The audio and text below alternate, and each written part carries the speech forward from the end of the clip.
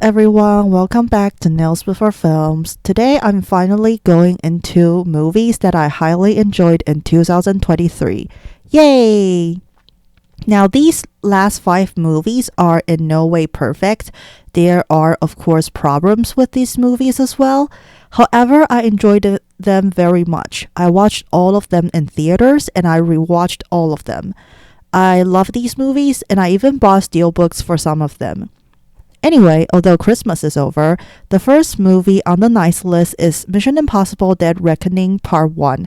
I'll just call it MI7 from now on. Now, I've never watched any of the Mission Impossible movies until this year, and I binged every single one of them before watching MI7. Like I said before, I have a pet peeve of watching everything in order. I have conflicted feelings about the entire franchise. For example, I hate the second movie. It bored me to no end. That movie sucked and I almost lost interest in the whole franchise after watching it. However, I really like Ghost Protocol and Fallout. I think they're excellent action films. While the stories of these movies aren't the best and sometimes too confusing for their own good, I respect them for going bigger with the stunts each time and trying to wow the audience with every sequel. Somehow, they always find a new way to impress the audience, and I find that admirable.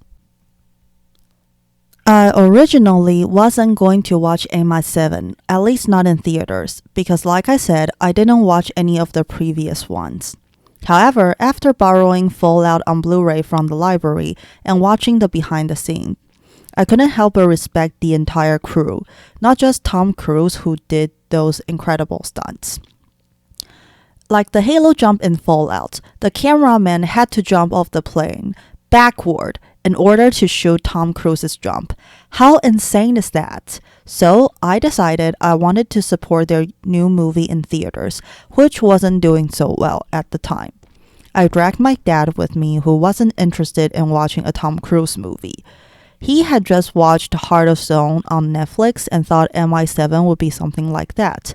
I'm happy to say that after watching it, he thought MI7 was way better than Heart of Stone. Anyway, let's get into my thoughts on the movie. As always, let's go through the negatives first. The stories of Mission Impossible movies have always been iffy.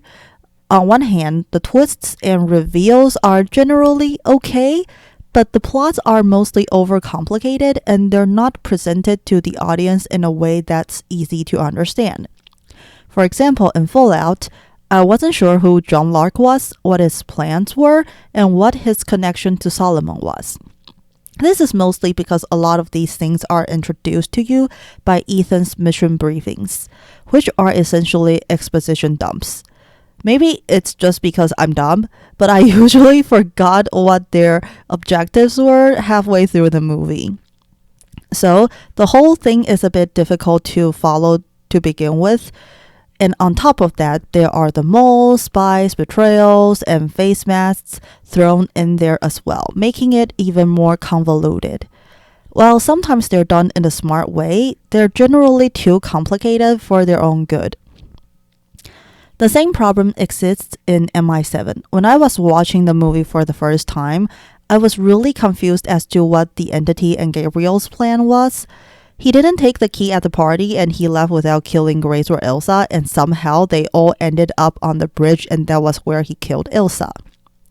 After watching it a second time, I understood that the entity just needed Ilsa or Grace dead, so am I to believe that killing one of them on the bridge was the plan all along?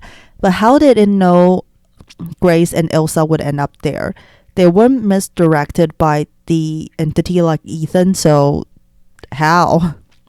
Anyway, during my second watch, I noticed another problem. If Alana was the one who hired Grace to steal the key, why did she send her to pickpocket the guy who had the fake key?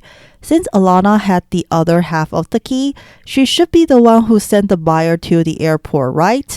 Then why not just complete the transaction? Why hire Grace to steal the fake key? If Ethan hadn't noticed Grace, then she wouldn't have had the chance to steal Ethan's half of the key at all. She would just get out of the airport with the money and fake key, right? I really don't understand what the plan was. Also, why did Mercy kill the buyer whose fake key got stolen? If the entity was really that all-knowing, then shouldn't it predicted Grace has stolen the key? The guy was just there to get robbed and killed. I feel bad for him.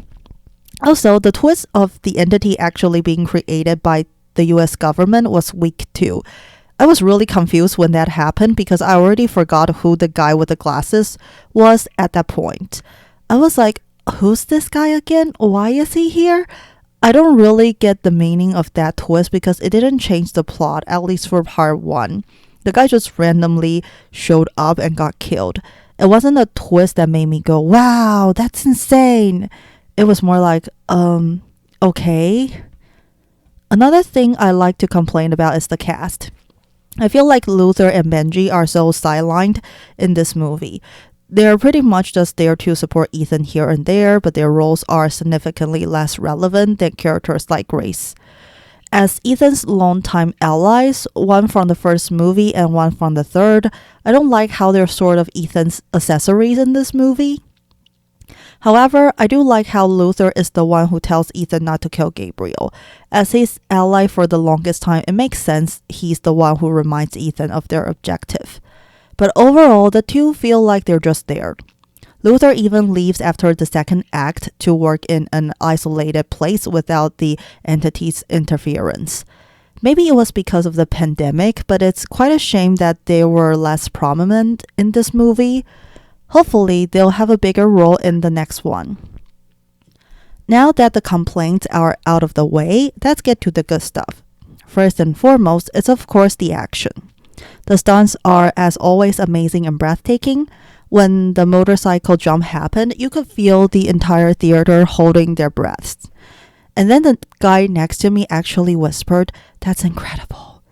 While some people think it's just showboating, I disagree. At least from the behind the scenes, you can tell that they do these stunts practically because they respect the audience. They firmly believe that the audience can tell when you're cheating them, so they try to be as authentic as possible. They do it because they wish to present the best experience for the audience, and it's hard not to like a film when you can feel how much the staff cares about us. In a time when a lot of movies are more about what the creators want to make and less about what the audiences want to see, I feel spoiled watching MI7 because I can tell they really want me to have a good time. So while the movie is by no means perfect, I wish more movies were like this, where they put the audience's experience above all else. Besides the great actions, some of the characterizations in this movie are great as well. For example, I thought for sure I wouldn't like Grace when I first met her. She's self-centered, cocky, and it's annoying that she thinks she knows best when Ethan is trying to help her. However, by the end of the movie, she learns how to put her personal interests aside and fight for the greater good. She could have sold the key and continued her life with loads of money to spend, yet she decided to do the right thing and took the key to Ethan. Her development was done very naturally, and I became fond of her by the end. Next, I do like the humor in this movie a lot, especially the ones with the two agents chasing Ethan. The one where one of them was trying to calmly explain to the passengers to evacuate in Italian, and the other just took out a gun and screamed, "Everybody out!" Got a chuckle out of me. Another is when Kittredge asked the agents what was happening. One of them replied, "Since you're not really here, sir, it shouldn't concern you." One last example. The part where Grace was clinging to Ethan when he was trying to jump to the other side. He needed Grace to let go of him, so he asked Grace, "Do you trust me?" And Grace shook her head frantically. That one got people chuckling in the theater. Not only was it funny, but it also made a lot of sense. Grace wasn't all that familiar with Ethan, so it made sense she didn't trust him. And it's reasonable that Grace was scared as heck because she was just a thief before all of this.